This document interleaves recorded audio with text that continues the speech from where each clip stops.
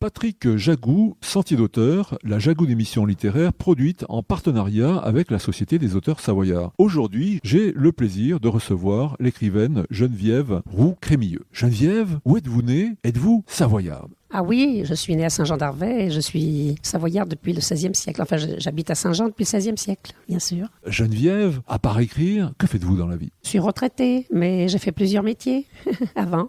J'ai fait d'abord répétitrice d'enseignement chez les demi-sourds, puis blanchisseuse, 18 ans, à dur métier. Puis secrétaire les dernières années de ma vie. Et puis, j'étais pas programmée pour faire écrivain, mais tout d'un coup, en 2007, j'ai eu un déclic. Jean Dormesson le dit d'ailleurs, pour écrire un livre, il faut avoir un déclic. J'avais tout dans la tête et c'est sorti. Et j'ai pas pu m'arrêter d'écrire avant que tout soit terminé, les 430 pages de mon livre. J'ai écrit, je suis née avant la guerre à Saint-Jean-d'Arvey. C'est pas un roman qui se suit, c'est 62 petites chroniques sur la vie de 1930 à 1960, du temps où les villages étaient animés, puisqu'il n'y avait ni auto, ni confort, ni rien. On restait toujours au village, donc on se connaissait tous. C'est les souvenirs de la société de cette époque. C'est valable pour toutes les communes de France, puisque tout le monde avait le même sort, en somme, pour dire.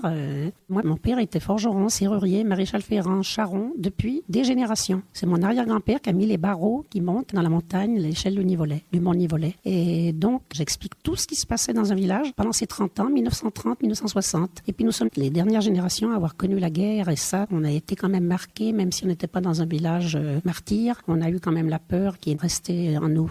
Indépendamment de la guerre, Geneviève, dans ces villages, il s'y passait quoi? Eh bien déjà, tous les gens, les enfants naissaient dans les maisons. La sage-femme se déplaçait. Et puis il n'y avait pas l'eau à l'évier. Alors les femmes l'avaient tout au bassin du village. Elles se rencontraient, et on était tous solidaires. On ne fermait pas les portes à clé. Voilà. Et c'était une vie de solidarité. On allait toujours les uns chez les autres. On faisait les veillées aussi le soir. On allait casser les noix, défaire le maïs, etc. On faisait des veillées pour chanter, pour se réunir. Geneviève, vous avez connu les deux époques. Vous préférez l'époque d'avant ou l'époque de maintenant? Ah, je suis bien contente d'avoir une machine à laver le linge. Je l'embrasse tous les matins. Parce qu'on en a lavé de la lessive quand il faisait froid. C'était vraiment... Ma mère qui avait 5 filles, c'était très difficile. Faire bouillir au bassin et dans les lessiveuses et tout, c'était très difficile. Surtout pendant la guerre, il n'y a pas de savon. Il fallait laver à la cendre de bois. Et puis pendant la guerre, il y avait la pénurie. On a traversé la guerre, je vous dis, mais bon. On avait des jardins, donc on vivait en économie fermée. On n'a pas eu faim pendant qu'on avait des jardins. À Chambéry, les gens sont morts de faim, mais pas dans les villages. Et puis les gens de Chambéry montaient à Saint-Jean-d'Arvey chercher des pommes de terre. On voyait les cohortes de gens, soit à bicyclette, soit à pied, avec un chien qui tirait une remorque, etc.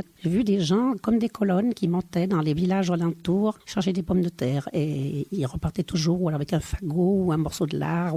Voilà. S'il est une chose que vous ne regrettez pas, Geneviève, c'est le lavage du linge au lavoir. Est-ce qu'il y a d'autres choses que vous regrettez de cette époque? Eh bien, quand il y avait une fête au village, d'abord, il y avait beaucoup de fêtes religieuses, des processions, des kermesses, des choses comme ça. Il y avait des scouts qui venaient au château de Salins, donc ils nous invitaient pour être autour du feu de camp. Il y a beaucoup de fêtes, mais comme il n'y avait pas d'auto, on est resté dans le village, donc on était toujours ensemble. Alors que maintenant, je trouve que chacun sa voiture part d'un côté, d'un autre, et finalement, chacun est seul. Geneviève Roux-Crémilleux, est-ce que vous voulez bien nous redire le titre de ce livre et le nom de l'éditeur? Donc, c'est « Je suis née avant la guerre à Saint-Jean », édité par les éditions Gap, Pachal-les-Eaux.